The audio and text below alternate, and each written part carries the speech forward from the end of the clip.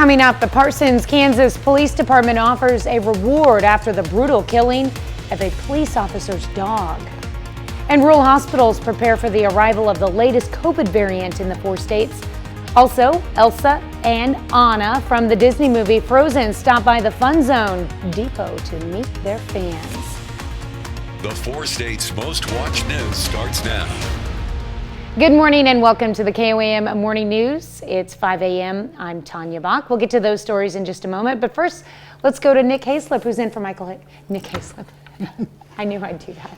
Nick Kelly, who's in for Michael Hayslip. Hey, I can be whoever you want to be today. Yeah, we'll just do a combination. Yeah. Why not?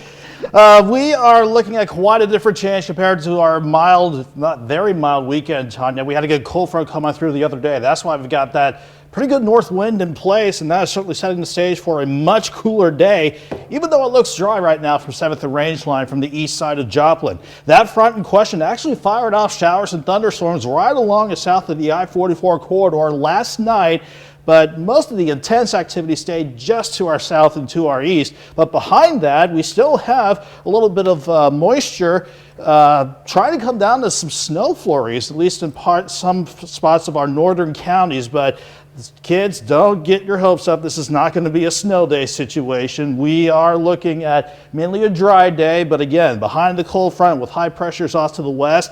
That's why we got that north breeze locked in for today, and certainly making it quite cold to start the morning out. Most of us are in the mid-30s right now, about 15 to 20 degrees cooler than where we were yesterday morning. And again, I'll do that north breeze and northwest breeze at times between 10 and 20 miles per hour, not to mention just making it feel like the 20s outside. So going from almost like late fall weather to certainly December today. And that north breeze, even though it sticks with us, Tanya, it's not going to allow us to warm up very much. We had highs in the 70s yesterday. We'll be lucky if we can make it to about 42 degrees for this afternoon.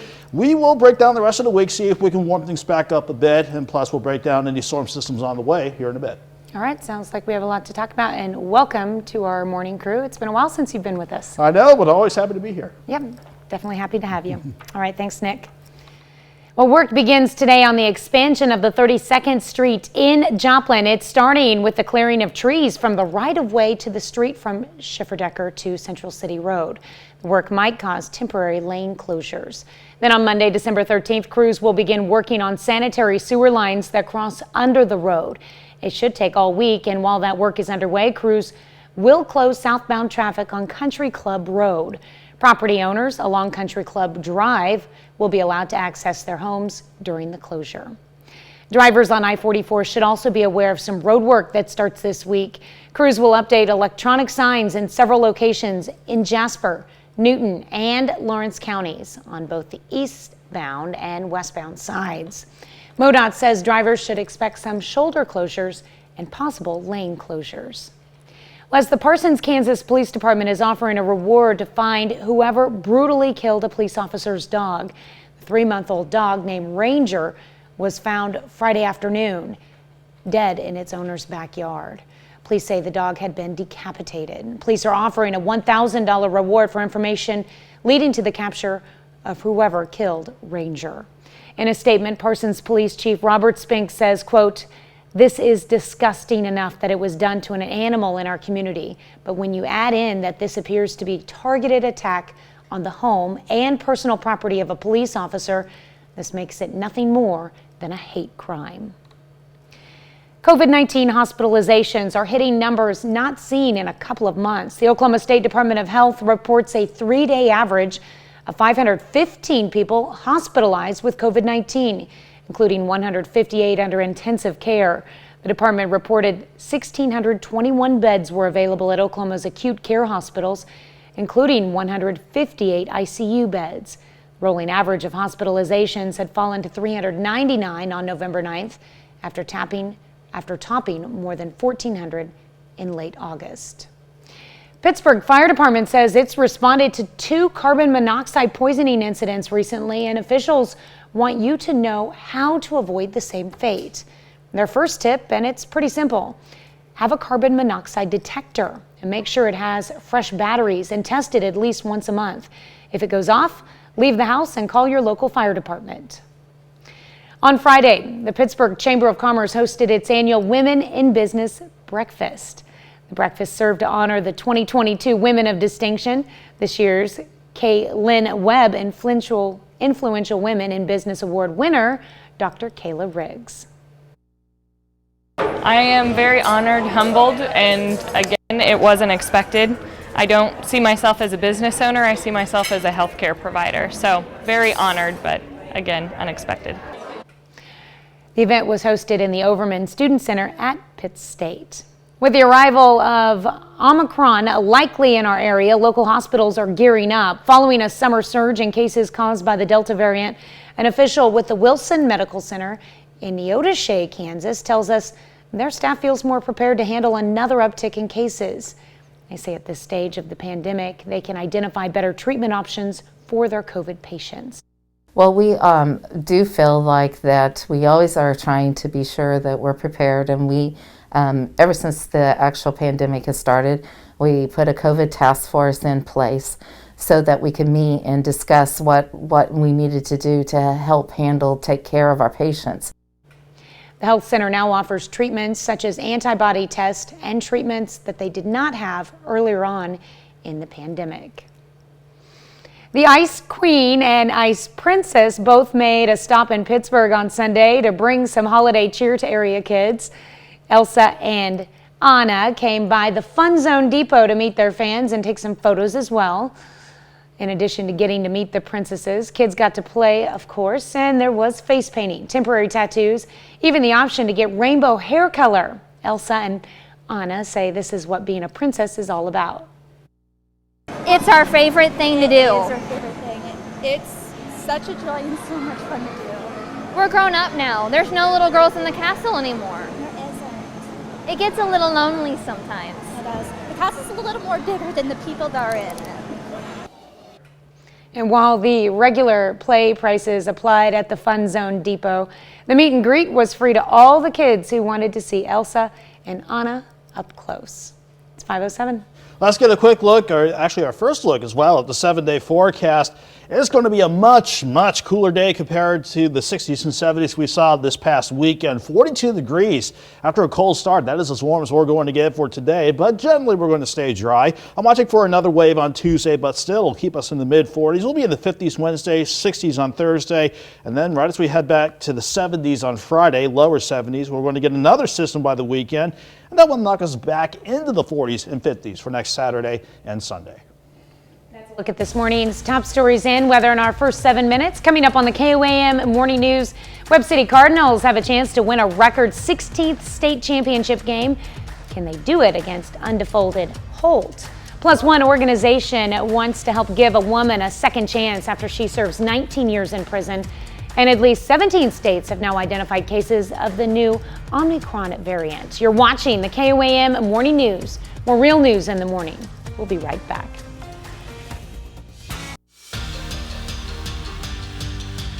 Friday night was certainly a big night for both Webb City and Lamar football. Both teams playing in the state championships up in Columbia, starting in Class 5. Certainly another tall task for Webb City. The Cardinals were on the field against undefeated Holt in that championship game. Webb City is trying for their third title in just 5 years. Holt, however, got on the board first. Kyle Weddling, hopefully got the last name right, able to find the gap, breaks free for the Indians' touchdown.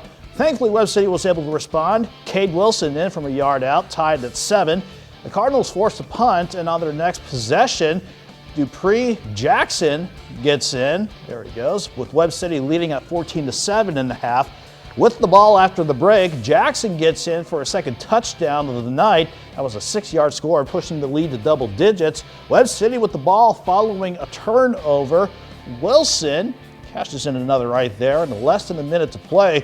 A 5-point game. The Webb City defense actually came up huge. Jackson would seal the game with the interception. Webb City wins 26-21, their 16th state championship, most in Missouri high school history.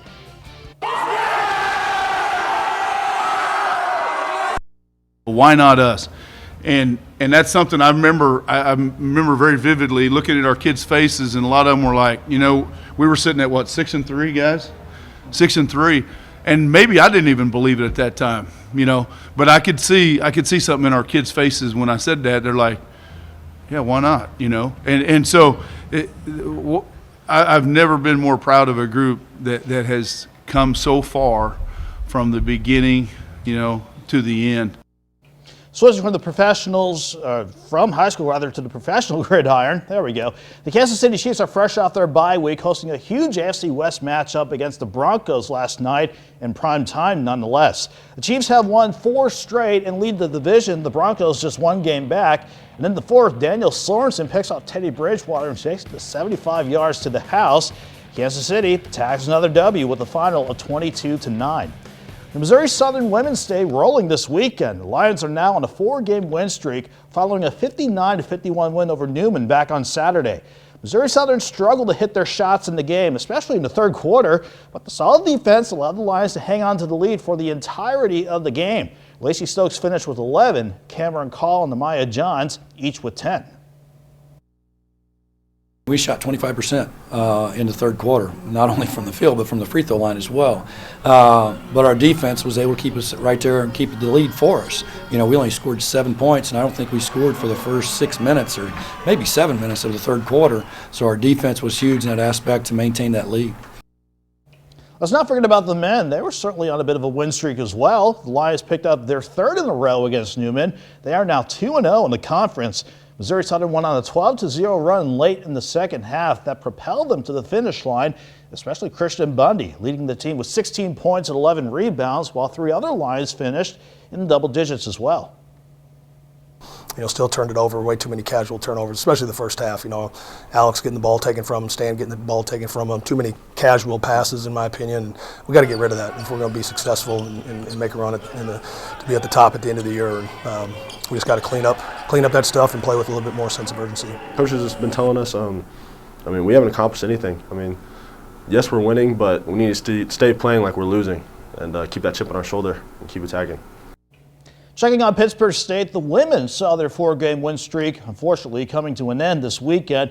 PSU fell to UCO 95-76 at home on Saturday. The Gorillas took a 1-point lead in the halftime thanks to a huge 3 by Grace Pyle at the buzzer. She scored all 11 of her points in the 2nd quarter, with Trisha Gedd leading the Gorillas with 24.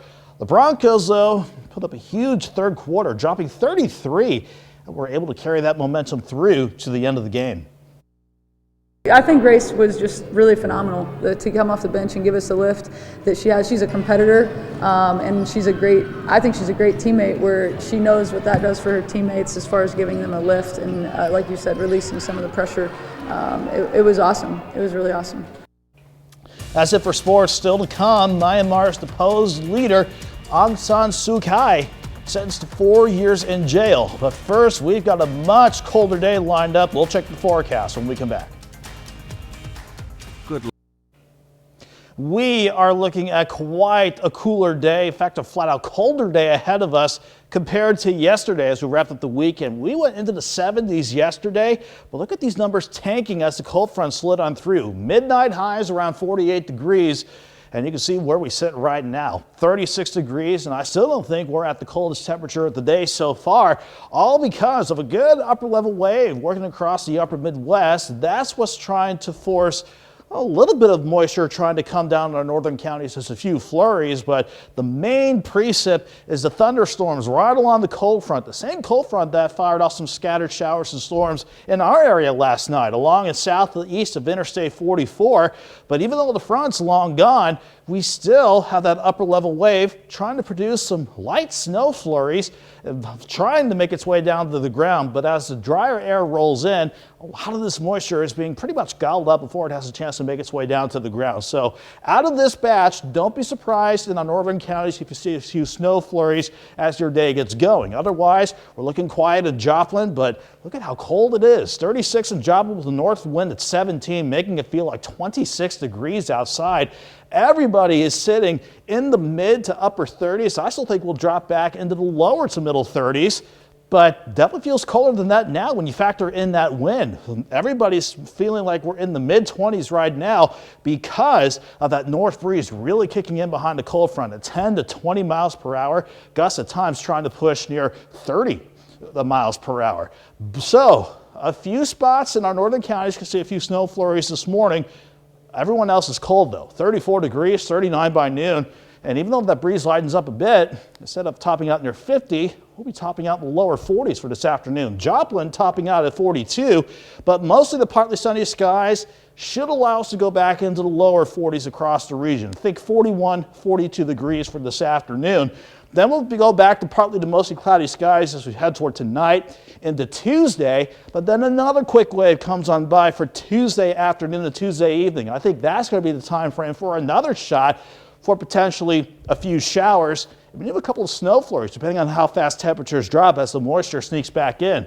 Behind that system, we think we go back to 54 on Wednesday, 64 Thursday, 71 on Friday. A nice warming trend before another system with rain and maybe some snow showers Saturday morning. Knocks us back into the 40s on Saturday. In the meantime, a woman in Louisiana turned her life around in prison. She took on the role helping others, and when she got out, someone else stepped up to help her. Chris Rosado was there when a Baton Rouge nonprofit gave her a car. As someone who served time in prison himself, Ben Castro knows just how hard it can be to transition back into society. Most people who get out of jail don't have a car to get them to and from their job. That often leaves them with no other choice but to rely on friends for a ride. But Castro warns you can't trust everyone. Guys got used to that lifestyle, the culture. They had warrants out, so the last place they want to go to is the DMV or State Police Headquarters. And when they get out, they continue that program. I wanted to put an end to that program. That's why he started Freedom Rides, a new organization with the goal to give a car to people seeking a second chance. Come here. What's going on? You're going to see. You are the recipient of Freedom Rides #1. Oh my God. This is your car. For the last 5 months, the parole project have been getting me to the places that I need to be, and sometimes it can be tight because there are other clients that are involved and they need to get to places. This is something that came to my head while I was behind the bars, and now to see it happen in the parking lot of the place I was a trustee at. I can't even. Alicia recently had her 30-year sentence for manslaughter commuted by Governor Edwards. During the 19 years she served in prison, she worked as a mentor for inmates in need. She's currently working 2 jobs and is eager to help others like her finding freedom for the first time in years. That's why Castro saw her as the perfect candidate. Recipient of Freedom Rides #1, everybody. And my first goal was to get me a vehicle. So I was saving up money. Yes, I work 2 jobs. I just started selling Mary Kay, and I do some other things as well. So all I do is work because I want to establish myself. Not just establish myself, I want to affect my community just like I did when I was incarcerated. Freedom Rides is a nonprofit funded through donations. Their next goal is to provide 1 vehicle each month to someone in the system that deserves a second chance. Well, that nice and uplifting story certainly segues perfectly into our something to talk about for today. Do inmates deserve a second chance? Yes, no. Certainly want to hear what you have to say. You can vote on our Facebook page. You can chime in with comments as well, or you can vote at KOAMNewsNow.com/vote. And don't forget, you can also vote using the KOAM News Now app. We'll be back with Health Watch on the other side.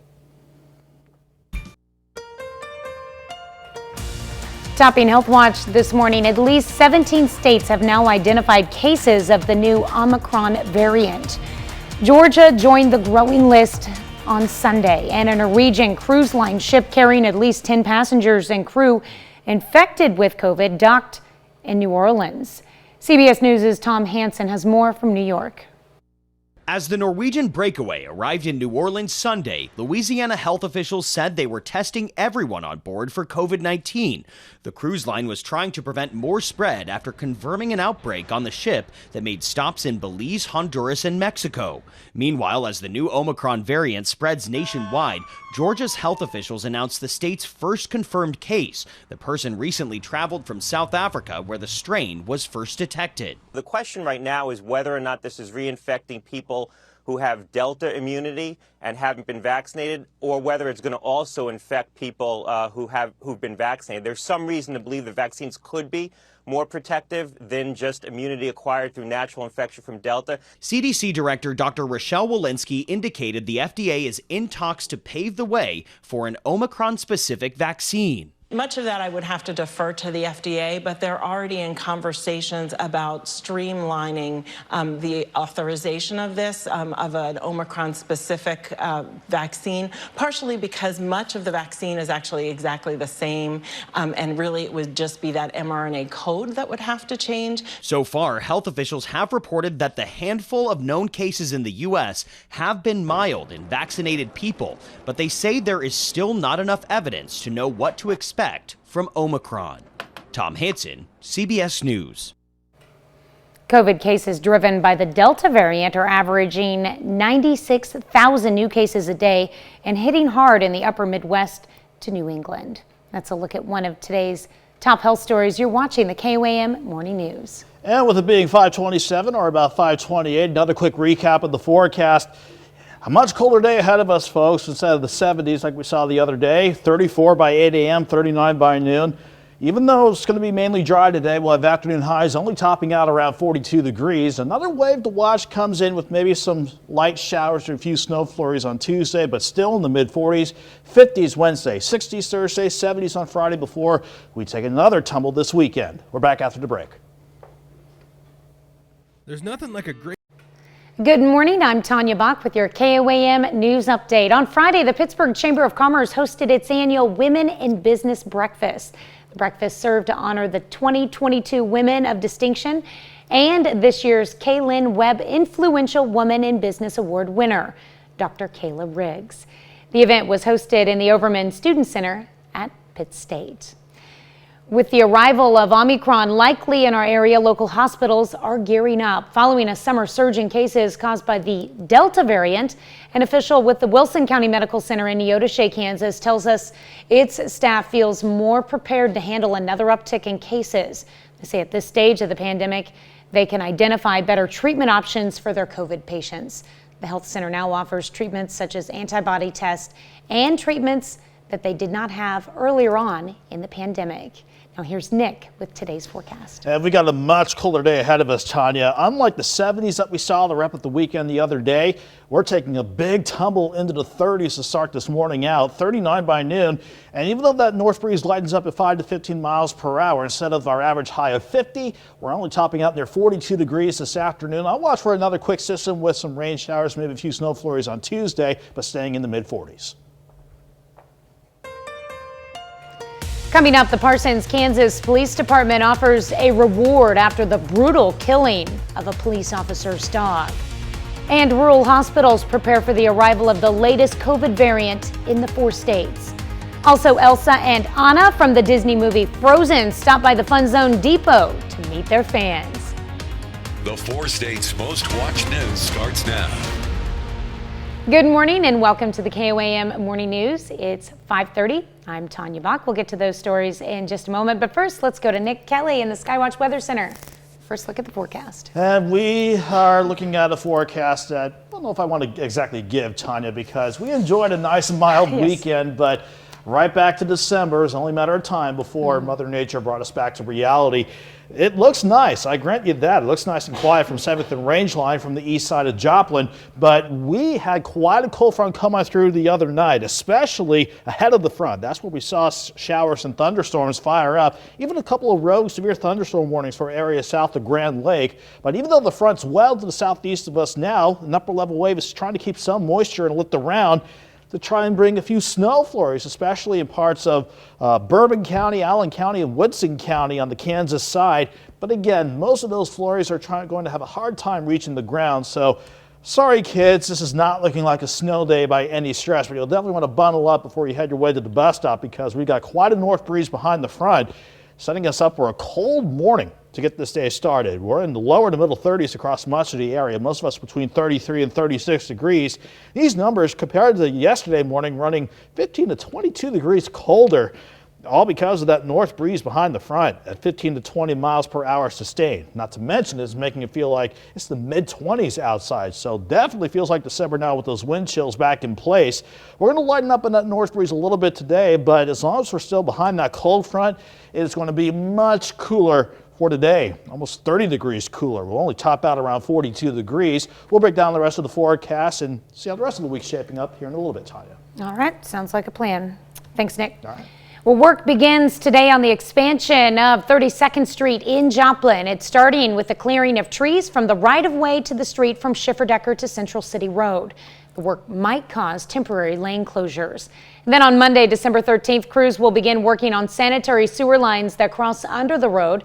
It should take all week, and while that work is underway, crews will close southbound traffic on Country Club Drive. Property owners along Country Club Drive will be allowed to access their homes during the closure. Drivers on I-44 should also be aware of some road work that starts this week. Crews will update electronic signs in several locations in Jasper, Newton, and Lawrence counties on both the eastbound and westbound lanes. As MoDOT says, drivers should expect some shoulder closures and possible lane closures. Parsons, Kansas Police Department is offering a reward to find whoever brutally killed a police officer's dog. The 3-month-old dog named Ranger was found Friday afternoon dead in its owner's backyard. Police say the dog had been decapitated. Police are offering a $1,000 reward for information leading to the capture of whoever killed Ranger. In a statement, Parsons Police Chief Robert Spink says, quote, "This is disgusting enough that it was done to an animal in our community.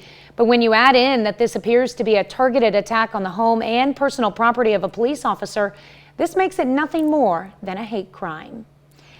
The Omicron variant of COVID has been detected in seven states, including Missouri, in the St. Louis area. And though it hasn't been found in our area, health professionals say its arrival is imminent. One rural hospital in southeast Kansas says it's ready for it and is using its lessons learned from previous case spikes. KOAM's Bronte Sorotsky has more. In November, the Wilson Medical Center administered 419 COVID tests. Of those, 60 came back positive. Those numbers look better compared to numbers from last November, when they were getting about 1,000 positives per month. With the new COVID variant gaining national attention, the rural southeast Kansas health system tell us that they feel confident they can handle it after dealing with previous variants.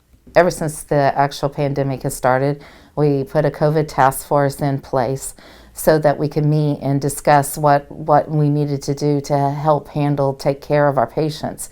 And so we've actually feel very good about ready to take care of a patient if we need to. They've since started administering new treatments as well. Treatment that can help with the COVID to kind of slow that down. But what the Wilson Medical Center really wants to get across is their dedication to making healthcare accessible to rural areas, something the pandemic really created a need for. When the Delta variant came and we had some patients that were definitely, needed to get to higher level care, and so we needed to make sure that we were able to actually get them transferred. I mean, we learned a lot through that. That helps us prepare just a little bit better, makes us a better organization by able to take care of patients, finding answers. While they say they have grown as a hospital, they're not done. We've grown through going through this. We're learning and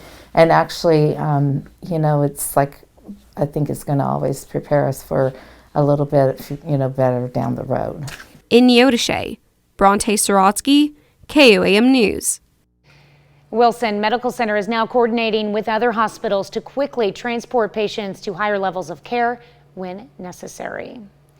Well, the Ice Queen and her little sister both made a stop in Pittsburgh on Sunday to bring some holiday cheer to area kids. Elsa and Anna came by the Fun Zone Depot to meet their fans and take some photos as well. In addition to getting to meet the princesses, kids got to play, of course, and there was face painting, temporary tattoos, and even the option to get rainbow hair color. Elsa and Anna say this is what being a princess is all about. It's our favorite thing to do. It is our favorite thing. It's such a joy and so much fun to do. We're grown up now. There's no little girls in the castle anymore. There isn't. It gets a little lonely sometimes. It does. The house is a little more bigger than the people that are in it. And while the regular play prices applied at the Fun Zone Depot, the meet and greet was free to all the kids who wanted to see Elsa and Anna up close. Christmas lights are going up are a pretty good sign the holiday season has arrived, and the First Baptist Church in Joplin decided to get in on the fun. Church invited the community out for its first ever Lights On Community Christmas Kickoff. Began at 5 with the petting zoo and pony rides, a photo booth, food trucks, and a lot more. And that was followed by live music, a kids choir performance, and then as the sun went down, it was time to light up the night. I love being able to encounter people from the community. I love it that they come out and they get to have cookies, they get to have a great time, but more importantly, they get to hear about the love of Jesus. Organizers even worked out special deals with the food trucks to help save those who came out with only a little money. With the Columbus Farmers Market was the place to be on Sunday as it kicked off the annual holiday market. Vendors from across the area brought goods to meet the holiday needs of residents. Things they brought included specialty food items and unique gift choices. Children also had the opportunity to decorate cookies, make an ornament to take home. Of course, vendors have been looking forward to this day for quite some time. I think it's really cool. I'm hoping to sell a lot, of course. It's been pretty busy and pretty excited for it. The Skinny Hen and Red's House Barbecue food trucks were also on hand to keep shoppers full as they browsed these selections. That's a look at our top news stories coming up this half hour on the KOAM Morning News. The internet loses it over hot Secret Service agent. We'll explain. Plus, the White House expected to announce diplomatic boycott of the 2022 Beijing Olympics this week. We'll have the latest, but first, it's 5:37. Quick check of the forecast has us looking a lot colder, all because of a cold front that came on through. The same front that gave us showers and thunderstorms last night to wrap up the weekend, but behind it, much colder compared to the 70s we saw the other day. 34 by 8 a.m., 39 by noon, and 42 degrees. That's all we can do for this afternoon. We'll break down the 7-day forecast a little later on, but we got World Watch coming up on the other side. Good morning, everybody. We are quite a bit colder compared to the lower 70s that we saw to wrap up the weekend the other day. Behind a good, strong cold front, we're starting out in the 30s this morning and only topping out around 42 degrees this afternoon with the north breeze of 5 to 15. I watch for another quick system that could give us a few showers and even a few snow flurries late Tuesday, but we'll stay in the mid 40s, 50s on Wednesday, and we're back in the 60s on Thursday. Topping World Watch, Myanmar's deposed leader, Aang San Suu Kyi, has been sentenced to 4 years in prison on charges of incitement and breaking COVID-19 rules. Sources close to the trial told CNN on Monday Suu Kyi, who was Myanmar's state counselor and de facto leader of the country, has been hit with a raft of criminal charges. She was removed from power after the country's military staged a coup on February 1st. Suu Kyi is still facing 10 criminal charges, including corruption, illegally importing and possessing walkie-talkies, and breaking the colonial-era Official Secrets Act. Myanmar's deposed president was also sentenced to 4 years on the same charges on Monday. In response to the sentencing of Suu Kyi, Amnesty International's deputy regional director calls the decision a, quote, unbridled destruction of freedoms. At least 15 people are dead and 27 are still missing after Mount Seramu's eruption. As search and rescue operations continue, a river dam nearby the operation area burst because of cold lava and heavy rain, resulting in hundreds of villagers forced to move away from the location. An aerial inspection from a helicopter shows the areas of villages where the lava flowed are badly damaged and covered by volcanic material from the hot clouds of Mount Seramu avalanches. The Biden administration is expected to announce a diplomatic boycott of the 2022 Beijing Olympics this week. While the move would still allow U.S. athletes to compete, no U.S. government representatives would be in attendance. President Joe Biden told reporters last month he was contemplating such a move to protest China's human rights abuses. Last month's virtual summit between Biden and Chinese President Xi Jinping did not result in any significant progress. The diplomatic boycott is designed to put more pressure on China to reform its policies before the Winter Games begin February 4th. The last time the U.S. fully boycotted the Olympics was in 1980 when former President Jimmy Carter was in office. Just a few years ago. That's a look at some of your biggest headlines from around the world. Let's toss it over to Nick for our Something to Talk About. And it's quite something to talk about this morning, Tanya. Second chances. Now, Alicia Disatel, hope I got her last name right, turned her life around when she was in prison, and during the 19 years she served on her sentence, she became a mentor for other inmates. That's where Freedom Rides enters the picture. That's an organization started by Ben Castro, former inmate himself, providing cars to those seeking a second chance. He not only works 2 jobs, but is eager to continue helping others like herself, which made her a perfect candidate for the first car offered by Freedom Rides. The next goal of the organization, provide a car a month to other inmates looking for a second chance. So that's our Something to Talk About for today. Do inmates deserve a second chance? Yes or no? So far, pretty overwhelming. 100% of you saying yes, but you still have plenty of time to chime in. You can vote on KOAMNewsNow.com/vote or the KOAM News Now app on iOS and Android. And we have it posted on Facebook. You can chime in on there. We'd like to hear what you have to say. But we'll be back with news you need to know before you head out the door and another look at the forecast when we come back. Here's a check of today's top headlines, the news you need to know before you head out the door. The Ice Queen and her little sister both made a stop in Pittsburgh on Sunday to bring some holiday cheer to area kids. Elsa and Anna came by the Fun Zone Depot yesterday afternoon to meet their fans and take some photos as well. In addition to getting to meet the princesses, kids got to play, of course, and there was face painting, temporary tattoos, and even the option to get rainbow hair color. Elsa and Anna say this is what being a princess is all about, of course. The Neosho Chamber of Commerce held its annual Breakfast with Santa at the Civic Center over the weekend. Kids got the chance to have some pancakes for breakfast and build a number of different crafts to take home with them. The most important part of the entire thing, of course, was getting to meet Santa. The breakfast had to be canceled last year due to the pandemic, which made the return this year even more special. Well, the Baxter Springs First Assembly of God hosted a Christmas market inspired by Christmas markets in Germany. The church's pastor, Steve Bell, says he felt inspired after a visit to the country a few years ago. He saw there were booths for different crafts, vendors, and even German sausages, and wanted to bring that experience back home. He says they hope to keep this going in the future. With the arrival of Omicron likely in our area, local hospitals are gearing up following a summer surge in cases created by the Delta variant. An official with the Wilson Medical Center in Neodesha, Kansas, tells us its staff feels more prepared to handle another uptick in cases. They say at this stage of the pandemic, they can identify better treatment options for their COVID patients. So check out today's top headlines, the news you need to know before you head out the door.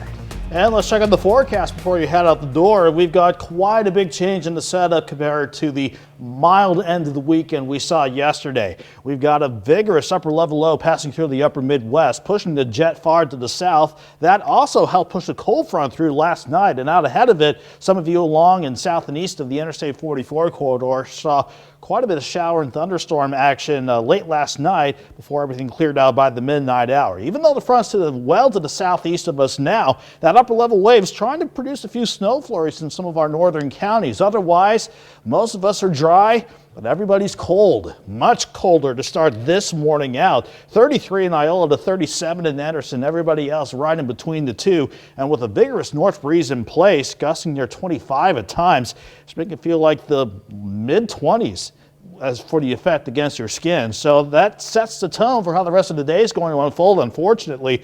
But unless you like what it actually feels like in December, these numbers might suit your fancy. Let's go 34 by 8 a.m., only 39 by noon, and 42 degrees. That's the best that we can do for afternoon highs today. I'm watching another quick system that will come in late Tuesday, certainly during the afternoon and evening. Could bring us a few showers and a few snow flurries as well, but that will still keep us in the mid-40s for Tuesday afternoon.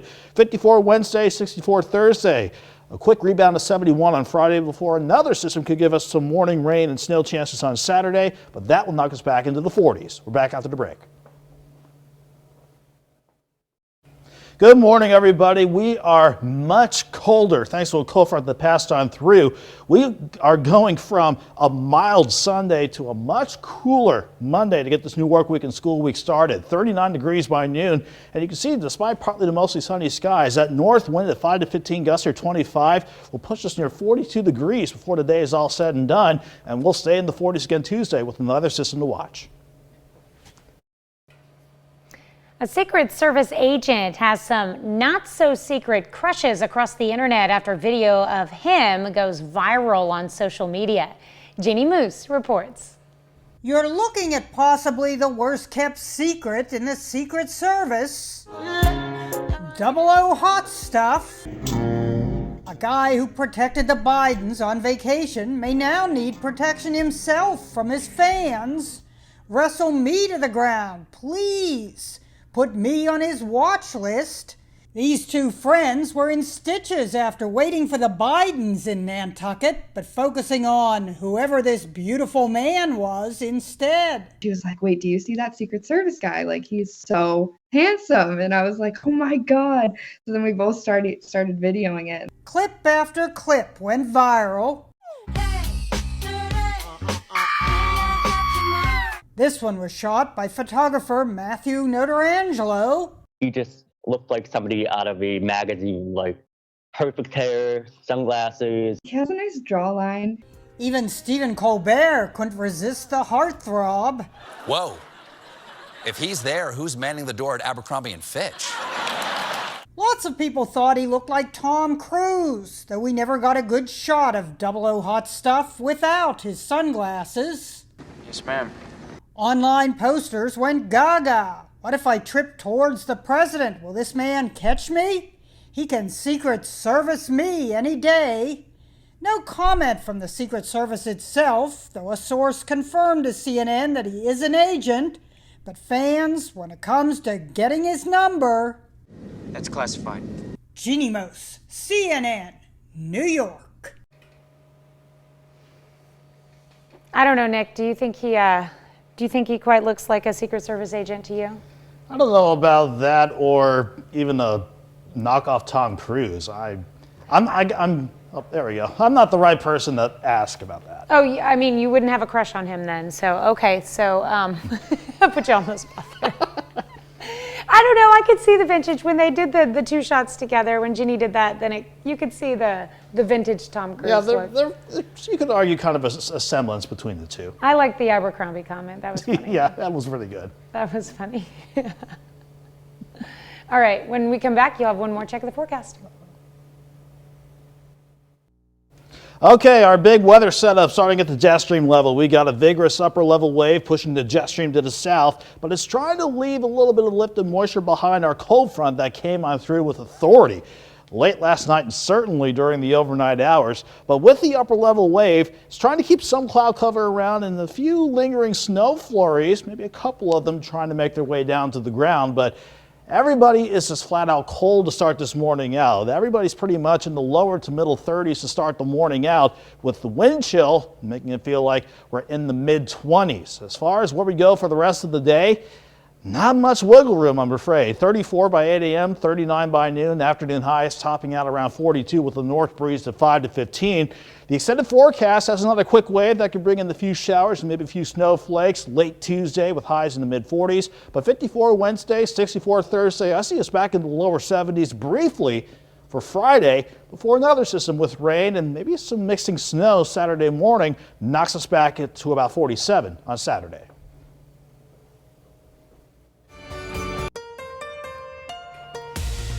Coming up, the Parsons, Kansas Police Department offers a reward after the brutal killing of a police officer's dog.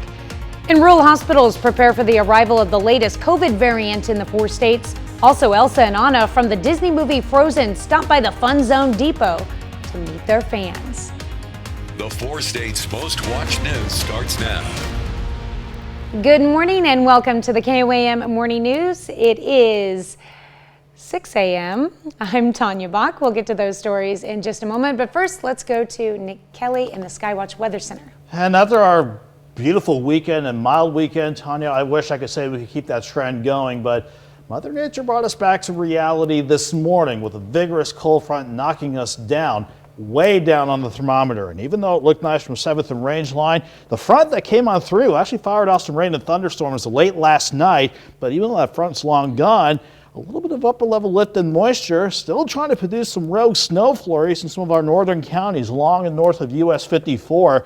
But again, the humidity at the surface is so dry, it's struggling to make its way down to the ground. But the big story for today, though, the northerly and northwesterly breeze kicking in behind our cold front. That is what sent temperatures tumbling into the lower to middle 30s this morning. Most spots between 33 and 35 degrees. We're talking about numbers compared to yesterday at this time, about 20 to 23 degrees colder. So yeah, this is certainly a brutal snap back to reality, not to mention the wind making it feel like it's the 20s. That's for the effect against your skin. So definitely a bundle up type of day. But even though that north breeze lightens up and with partly to mostly sunny skies, forget about the lower 70s. We're knocking 30 off of that number, Tanya, with highs today only topping out around 42. We'll see if we can kick that thermometer back up throughout the rest of the week with a full look at the forecast in a bit. All right, a lot to talk about. Definitely a lot colder than it was last week. Yeah, almost shorts-like weather yesterday, but you'll definitely want to bundle up before you head out today. For sure. All right, thanks, Nick. Well, work begins today on the expansion of 32nd Street in Joplin. It's starting with the clearing of trees from the right-of-way to the street from Schifferdecker to Central City Road. The work might cause temporary lane closures. Then Monday, December 13th, crews will begin working on sanitary sewer lines that cross under the road. It should take all week, and while that work is underway, crews will close southbound traffic on Country Club Drive. Property owners along Country Club Drive will be allowed to access to their homes during the closure.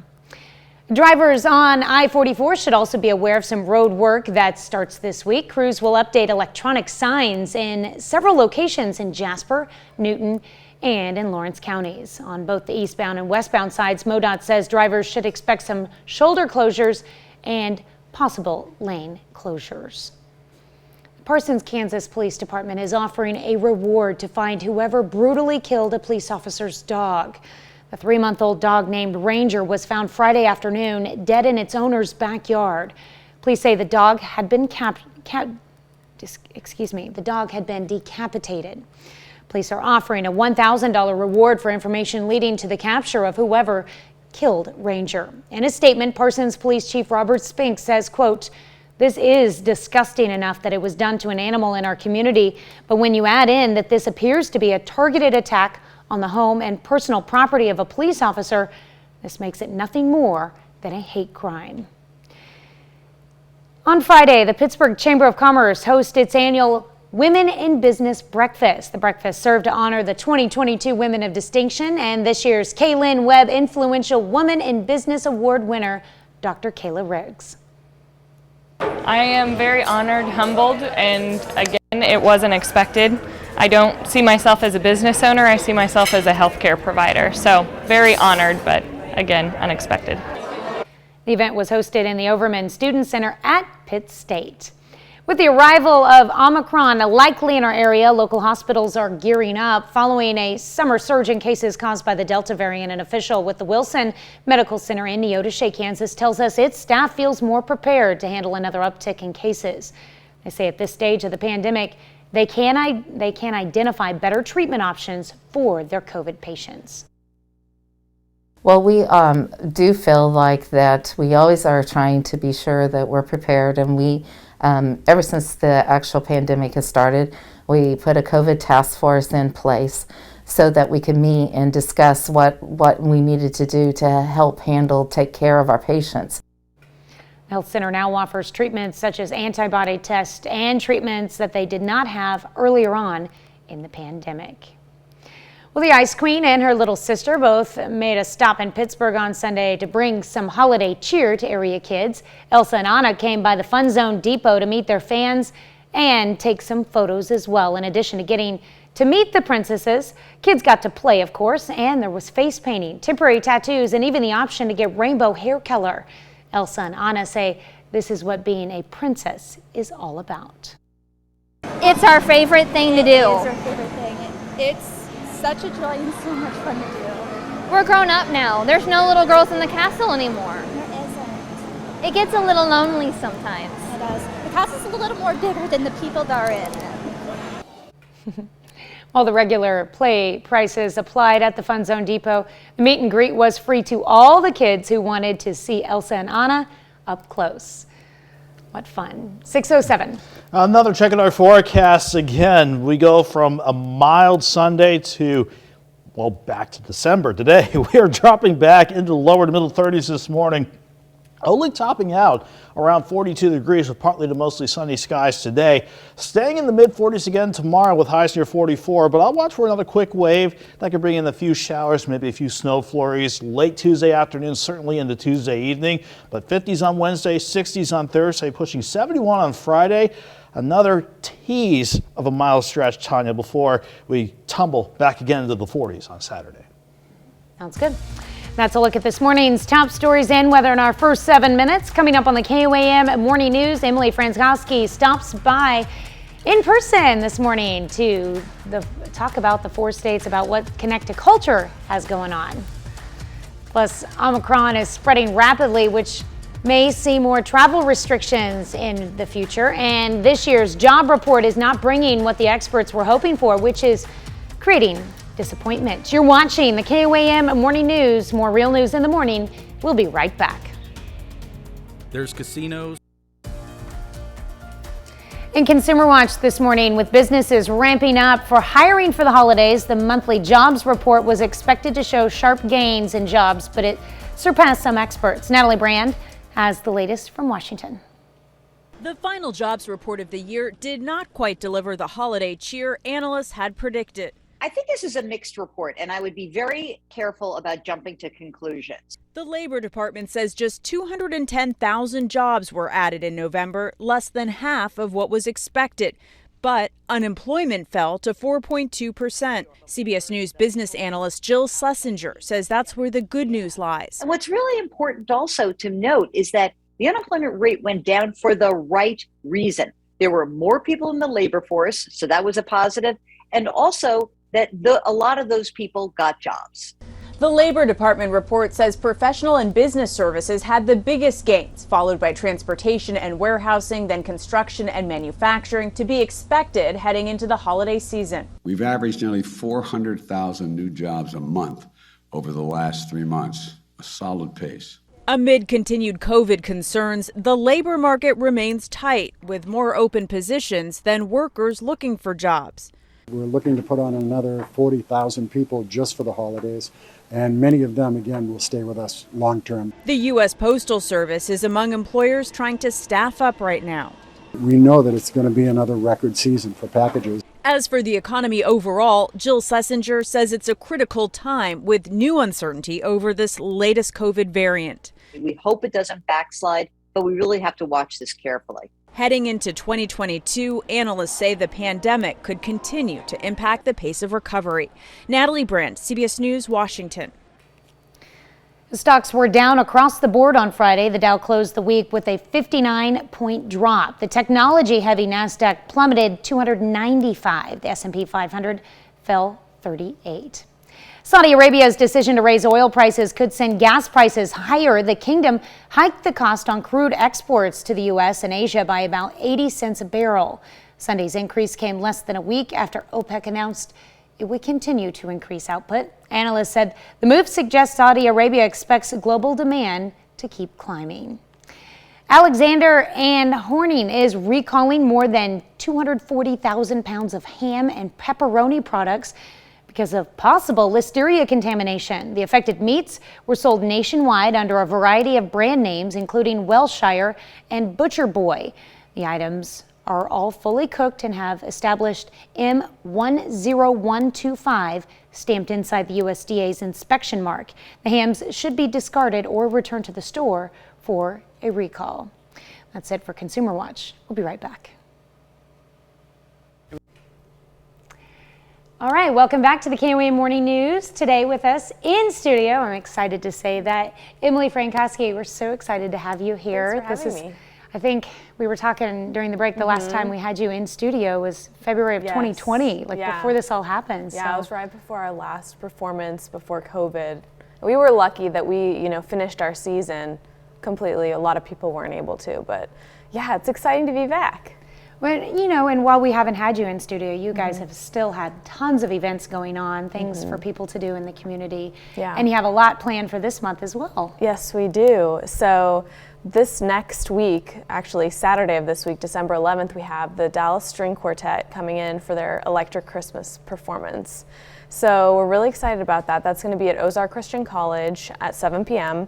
And this is really, it's a family-friendly event. It's not your traditional, typical holiday show because this group is just amazing. They're an international music sensation. They play both traditional string instruments and then also electric string instruments. Ooh. So they're a little, dare I say, punk rock.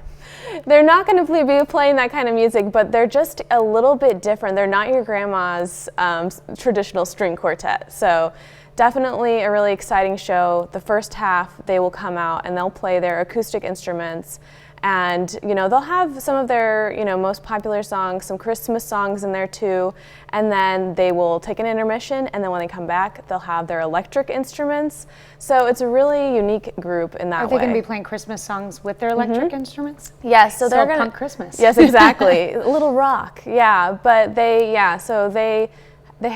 do all types of music. They do contemporary music, classical music, Christmas music. So the majority of the music you'll hear is Christmas themed, but they'll also play some of their most popular songs. If you go to their YouTube channel, they have millions of views from people. They most recently played at Blake Shelton and Gwen Stefani's wedding. Oh, wow. So when A-listers kind of request, you know, a group to play for such a personal event, you know that, oh, this group has a little bit something to keep track of. And now they're coming to Joplin. Exactly. Awesome. Yeah, and we are really fortunate because we got a neat grant from the Mid-America Arts Alliance and the National Endowment for the Arts to allow them to go to the Wildwood Senior Living Center before the concert. So the same day, they're going to be doing outreach for the residents there that we're really grateful for. And then that night will be the public performance. So people better get their tickets soon because Christmas shows are always really popular. Awesome. Okay, so what else do we have going on? Yeah, so in the rest of the month, for all arts and culture, just go to connecttoculture.org and see all of the events that different hosting organizations are doing. One of them that I wanted everyone to keep in mind was there's so many classes, but the Ugly Sweater event at Wildcat Glades is one I heard there was a fun hike. I know that it's a hike. It's about 3.75 miles, which is almost perfect. It's almost the amount of steps you need for the entire day. So this is a great event that you can take part in at Wildcat Glades, and you don your ugly sweater, you go there, you meet them, and then you'll have a guided hike. So it's kind of a class in a sense that they'll point out different things along the route, and you'll get to see and learn new things and get ready for the new year because everyone has, you know, those health goals going into the new year. Awesome. Yeah, and if you have like an ugly stocking cap or any of those things, you can just add to it. Yes, exactly. And then another one that's going on that I thought was pretty neat is called The Impossible Journey. And this is MSSU Art Department students and faculty. They actually, you know, during COVID, they always have semesters that they kind of international themed semesters. And this year it's Japan themed. And they've been trying to go to Japan for over, you know, I don't know, it was like months and months just with COVID and all those details, you know, you couldn't get there. They finally did get there, and they learned all about, you know, traditional Japanese arts and crafts. So basically, they've just created an exhibit of artwork that they've made that's inspired by traditional Japanese arts and crafts. So that's another fun thing to do. Well, Emily, thank you so much. And where can everyone find out more about all of these events? They just go to connecttoculture.org. We have a great calendar on there that people can check out, or you can even subscribe for our emails that you don't have to, you know, do any work at all. It just comes to your inbox, and we give you a lineup of performances, events, exhibits, and classes that are happening in the Joplin area. It's definitely the way to do it. Yes. Well, thank you so much for coming in. Later this morning, we'll have this interview on our website at KOAMnewsnow.com. Appreciate it, and love having you back in studio. Me too. I love being here. All right, we'll be right back. Topping Health Watch this morning with COVID infections spiking in a third of states reporting Omicron cases. New rules are now in effect for passengers arriving from overseas. Laura Podesta reports from New York. As of this morning, all travelers coming to the U.S. must undergo a COVID-19 test within 24 hours of their departure. Previously, they had to be tested within 3 days of their flight. Definitely another challenge that's coming up in the way for travelers. The tightened restrictions come as the Omicron variant continues to spread. At least 17 states have reported Omicron-related infections. Many of the confirmed cases have been found in vaccinated people who reported having mild symptoms. But we really got to be careful before we make any determinations that it is less severe or really doesn't cause any severe illness comparable to Delta. But thus far, the signals are a bit encouraging regarding the severity. Experts say, though, it's still crucial to determine if Omicron is more transmissible than other variants. Even if it is a mild disease, it's important that we still act fast now to take measures to control its spread, because even if we have a large number of cases that are mild, some of those individuals will need hospitalizations,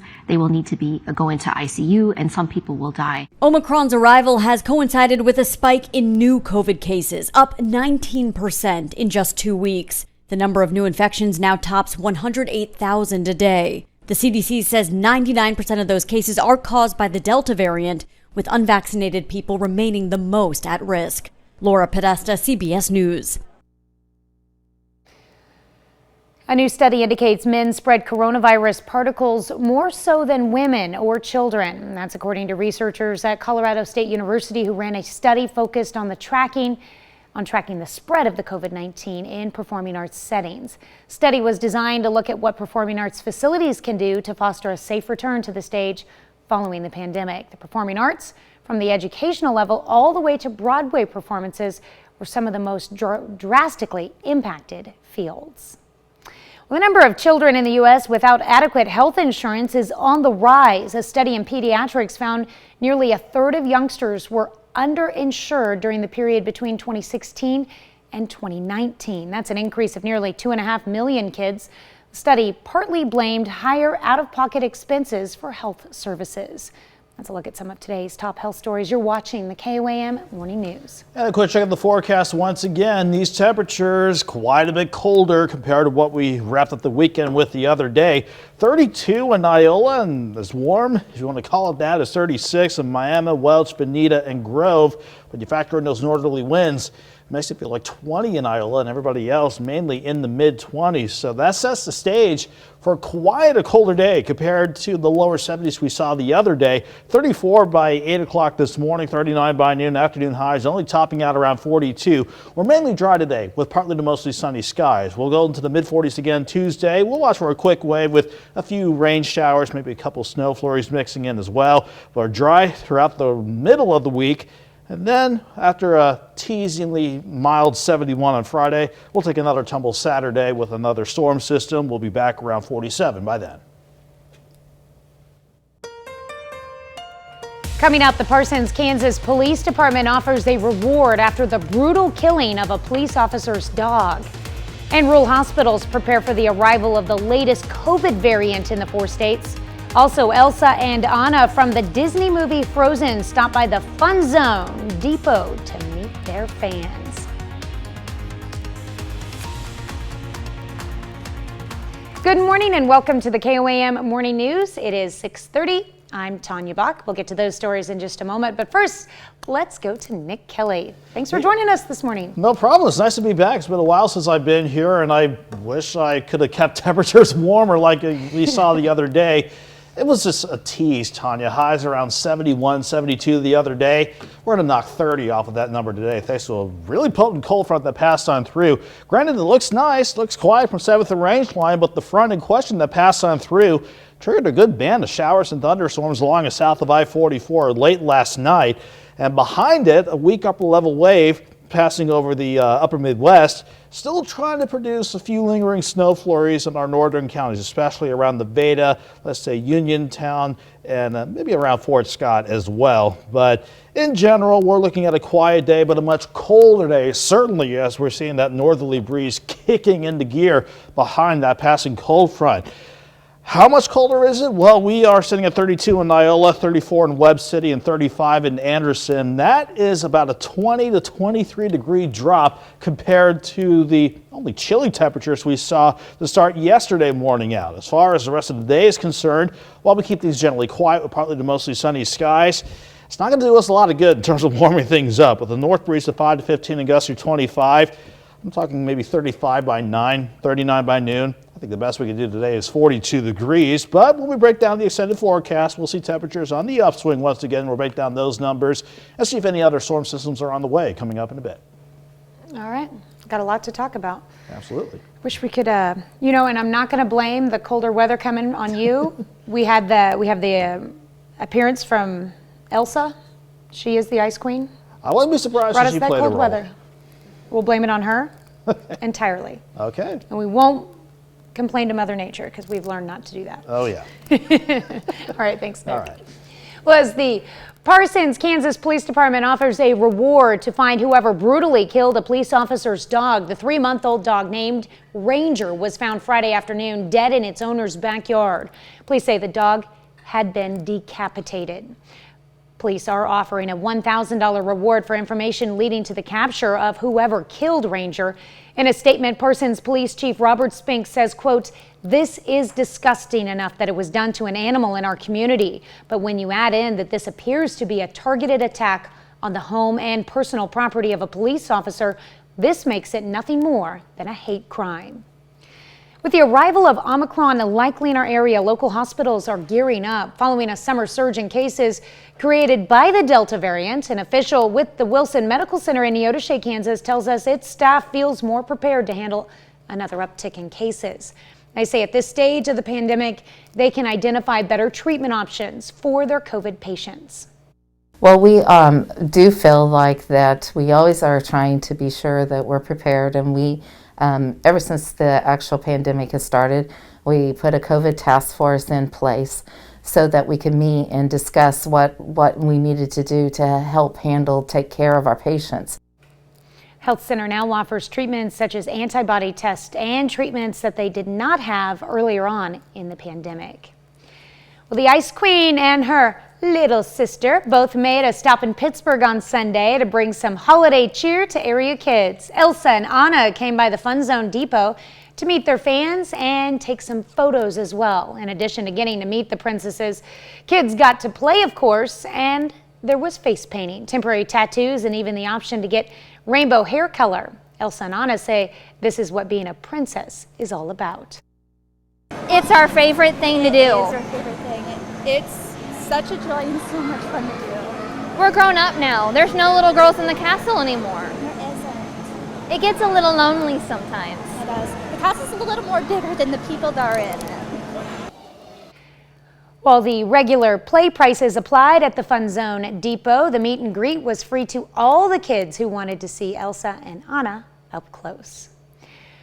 Former war hero and U.S. Senator Bob Dole died at the age of 98 yesterday. Dole had been battling lung cancer. Nicole Killian has more on his remarkable life and legacy in American politics. In the prime of his life, Bob Dole was one of America's most well-known Republican politicians, a World War II hero who wanted to become president. In a life filled with adversities, political and personal, Dole often turned to humor, even in the face of a government shutdown. They ought to close this down, open up the zoo.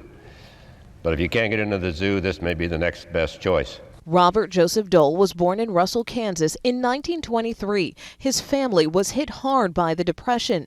To save their home, Dole's father moved everyone into the basement, renting out the upper floors. Dole embodied the greatest generation, a combat veteran who was wounded just before the end of war, his right arm paralyzed. The injury and 4-year recuperation dashed his dreams of becoming a doctor, so he went to law school, which led to politics. Dole was elected to the U.S. House of Representatives in 1960 and 8 years later to the Senate. I've just listened to the President of the United States, and I must say, I don't know who gives him advice, but I don't think he's telling the American people the truth. After 2 failed bids to become the GOP presidential nominee, Dole left the Senate in 1996 for one final push. And my time to leave this office has come. and I will seek the presidency with nothing to fall back on but the judgment of the people, and nowhere to go but the White House or home. He won the Republican nomination, but lost the election in a landslide to Bill Clinton. After his defeat, Dole became a fixture on late-night TV and even a Viagra pitchman. He returned to Washington when his wife Elizabeth was elected to the U.S. Senate from North Carolina.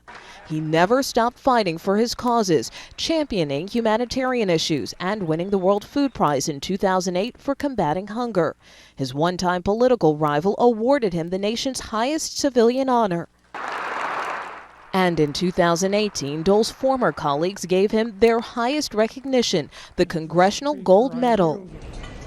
Later that year, Dole paid tribute to President George H.W. Bush, one American patriot to another. Nicole Killian, CBS News. Definitely a man that will be missed in the Kansas area and the entire United States, of course.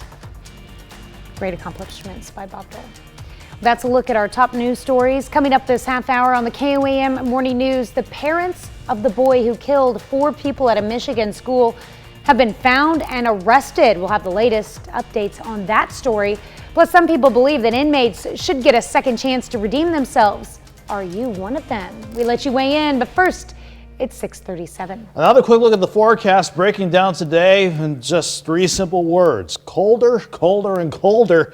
And you can even throw in quiet as well. Only 42 degrees for this afternoon. We'll drop back into the upper 20s for tomorrow morning. 44 Tuesday. We'll watch for another quick system with maybe a few showers and a few snowflakes late in the day on Tuesday and certainly Tuesday evening.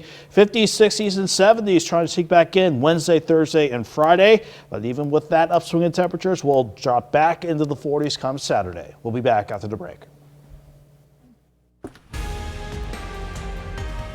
Topping Nation Watch this morning, the parents of the alleged Michigan school shooter are in police custody and insist they were never on the run.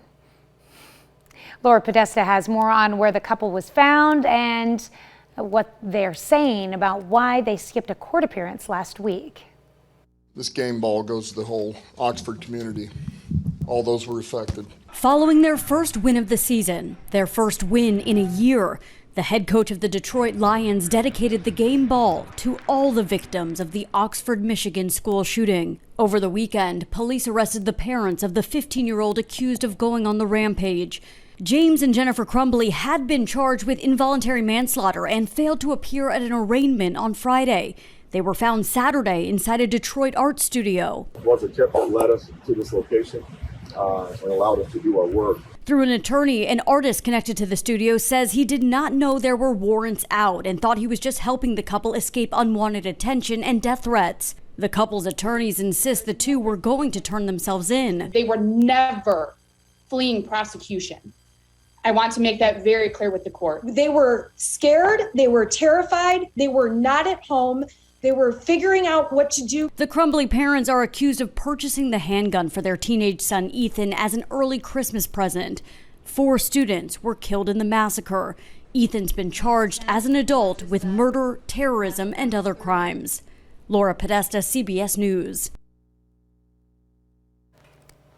That's a look at today's top national stories. Let's check back in with Nick for our Something to Talk About. And it's a good something to talk about this morning, Tanya. We're talking about second chances. Alicia Disatel turned her life around when she was in prison. In fact, during the 19 years that she served on her sentence, she became a mentor for other inmates. That's where the Freedom Rides enters the program. It's an organization started by Ben Castro, a former inmate himself, providing cars to those seeking a second chance. Disatel not only works 2 jobs, but is eager to continue helping others like herself, which made her a perfect candidate for the first car offered by Freedom Rides. The next goal of the organization, provide 1 car a month to other inmates looking for a second chance.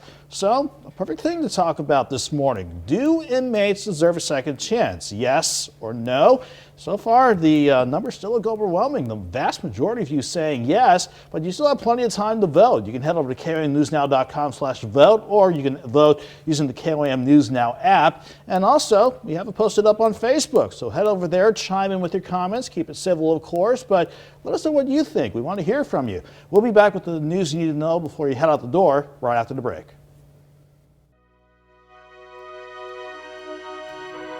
We take this time to honor today's four-state hero, Justin Sprinkle, who served in the Persian Gulf during Operation Iraqi Freedom, his hometown, Myanmar, Oklahoma. We thank you, Justin Sprinkle, today's four-state hero.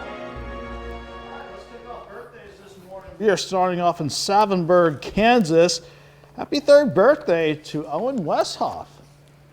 All right, what a cute picture. Yeah. All right. All right, and we've got Easton Watkins turning 8 years old this year. Easton is celebrating in Thayer, Kansas.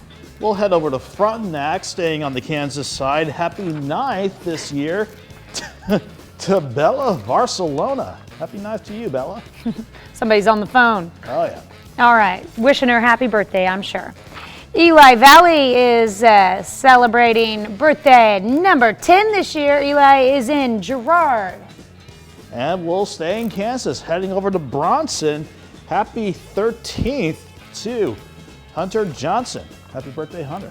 All right, and with love from the entire family, Camry Ranabarger celebrating Sweet 16 this year. Happy birthday, Camry, in Chanute, Kansas.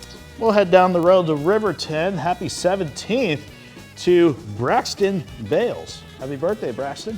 All right, and we've got a former Frontenac, Kansas resident who now resides in Arma. Didn't go too far there, that's good.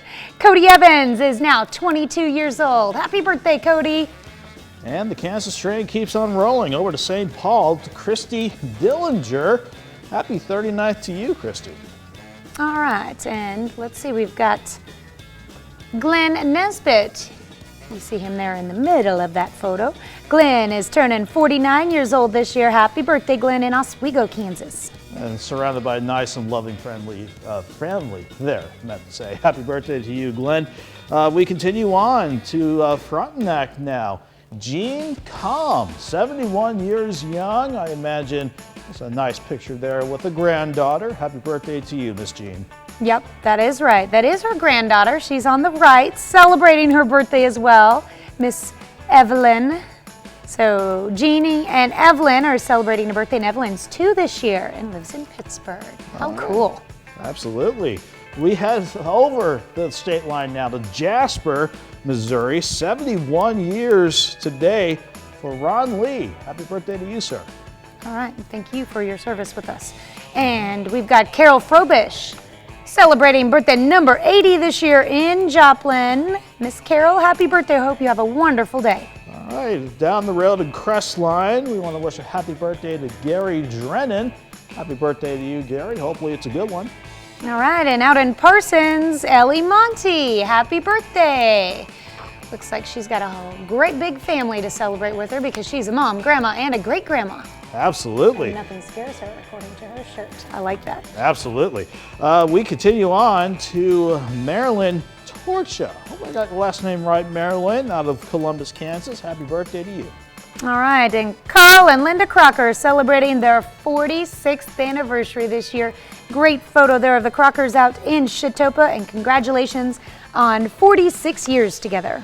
And one of my partners in crime on the weekend, she's our sports reporter, Danny Terzer.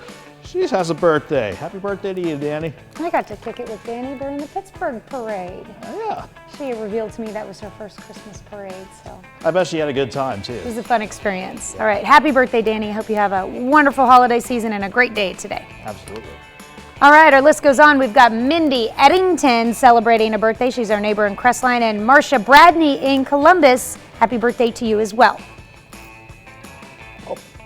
Oh, and then Kim Major turning 43 in Columbus, and down in Miami, Kathy Ori, happy birthday. And that is it for our birthdays for today. If you want us to give you a birthday or anniversary shout out, easy to do. Head over to, or send it rather, to birthdays at KOAMTV.com or birthdays at KOAMNewsNow.com. All right, or you can be a part of the KOAM Birthday Club by going to our website and signing up. And once you do, you'll get special deals from local businesses. Go to KOAMNewsNow.com and sign up for the KOAM Birthday Club today. All right, we are going to break down the forecast once again before we head to our last commercial break, before we actually head to CBS Mornings. I wish I had better news for you, everybody, because we were flat out spoiled with yesterday's highs in the lower 70s. We cannot keep that mild trend going for today, thanks to a good cold front that rolled on through. In fact, we have midnight highs in the upper 40s, and we just tanked at the top of the hour to 34 degrees so far. That's where we're going to really bottom out, 33, 34 degrees before that sun. It's actually rising as we speak. I'll show you that rising sun in a moment. In the upper levels, though, there's an upper level wave passing in the upper Midwest, pushing that jet stream back to the south, bringing us back on the cooler side of the jet as we get this new work week and school week underway. At the surface, there's the culprit for the colder air, the cold front that marched on through. Also, with a couple areas of high pressure, that combination is bringing in that northerly breeze. In fact, let's call it a strong northerly wind in full authority today. But before the front passed on through, out ahead of it, we had a band of showers and thunderstorms that fired up, even a couple of rogue severe thunderstorm warnings in our far southern counties. But the upper level wave still passing by, still trying to produce a few snow flurries, if any can make it down to the ground.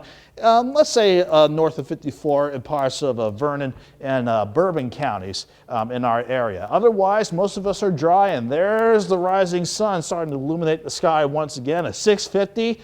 Look at how cold it is, 34 degrees in Joplin with a north breeze of 15. No wonder it feels like 24 degrees outside. So definitely a bundle up day compared to the mild day we had the other day. 31 in Iola, everybody else is in the lower to middle 30s. So we are going to take this number and not warming up very much throughout the rest of the day. Again, any lingering few flurries out there will dissipate by 8 o'clock, but 39 by noon. Afternoon highs topping out around 42 degrees. We are looking at a much colder day. If you remember, lower 70s to start the day. But even with partly to mostly sunny skies, that northerly breeze means highs only topping out in the lower 40s all across the board. So that's a good 30-degree drop compared to the other day. We'll see how the rest of the forecast is shaping up when we wrap things up when we come back. We are back, and if we can, let's take a look at our poll results with our second chance discussion. Do you think inmates deserve a second chance? If we look at the numbers, still the vast majority of you say yes. Keep on chiming in, everybody. You can head over to KOAMNewsNow.com/vote to chime in. You can vote using the KOAM News Now app as well for iOS and Android. And of course, we still have it open for discussion on our Facebook page, and it's pinned right to the top. So just head over to the page, check the story out, and chime in with the opinions of your own. In the meantime, let's check back in with Tanya with some of today's top headlines. Thank you, Nick. Here's a check of today's top headlines, the news you need to know before you head out the door. The Ice Queen and her little sister both made a stop in Pittsburgh on Sunday to bring some holiday cheer to area kids. Elsa and Anna came by the Fun Zone Depot to meet their fans and take photos as well. In addition to getting to meet the princesses, the kids got to play, of course, and there was face painting, temporary tattoos, and even the option to get rainbow hair color. Elsa and Anna say this is what being a princess is all about. The Neosho Chamber of Commerce held its annual Breakfast with Santa at the Civic Center over the weekend. Kids got the chance to have some pancakes for breakfast and build a number of different crafts to take home with them. The most important part of the entire thing, of course, is getting to meet Santa. The breakfast had to be canceled last year due to the pandemic, which made the return this year even more special. The Baxter Springs First Assembly of God hosted a Christmas market inspired by Christmas markets in Germany. The church's pastor, Steve Bell, says he felt inspired after a visit to the country a few years ago. He saw there were booths for different crafts, vendors, and even German sausages, and wanted to bring that experience back home. He says they hope to keep this going in the future. With the arrival of Omicron likely in our area, local hospitals are gearing up. Following a summer surge in cases created by the Delta variant, an official with the Wilson Medical Center in Neodesha, Kansas, tells us its staff feels more prepared to handle another uptick in cases. They say at this stage of the pandemic, they can identify better treatment options for their COVID patients. Let's check out today's top headlines, the news you need to know before you head out the door. And as I promised, to look at the extended forecast before we went to the commercial break. Again, 42, almost 30-degree drop drop. There we go. Compared to the other day. 44 on Tuesday. We'll watch for another quick wave to come in late Tuesday, especially during the evening with maybe a few showers and a few snowflakes trying to mix in. But 54, mostly sunny Wednesday, 64 Thursday, 71 Friday. A nice upward trend until we hit Saturday with another system with maybe some rain and possible snow showers in the morning. And that system will definitely take a tumble as far as temperatures go. Back to 47 on Saturday. All right. I'm looking forward to that Friday, though. That'll be nice. That's looking really good. Well, coming up today at noon, we're making not fried chicken cheese balls in the Mr. Food Test Kitchen. In the meantime, your morning news continues on KOAM with CBS Mornings coming up next. Or you can switch on over with us on Fox 14, where your only local morning news continues. And this morning, Tom Holland steps into the shoes of Fred Astaire. Plus, Deep Purple is actually releasing a new album. That's something I want to take a look at. It's called Turning to Crime. We'll have a look at that album as well. And we'll take a look back at the life and legacy of the late Bob Dole. In the meantime, that wraps things up for now. We hope you have a great Monday. We'll see you back here on KOAM at noon. And we'll hope to see you back here tomorrow morning. That's right. We'll see you today at noon.